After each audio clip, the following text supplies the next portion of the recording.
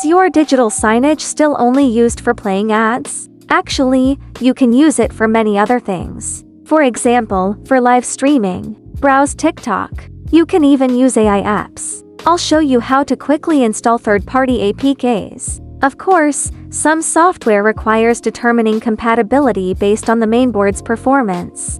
First, place the APK file in the root directory of the USB drive. Note that the file extension is APK. If the file extension contains a number, you need to delete it. The USB drive must be formatted as FAT or FAT32. Next, connect the USB flash drive to the USB port on the mainboard. Open Explorer. Locate the APK file on the USB drive. Click the file to install. Then wait for the installation to complete.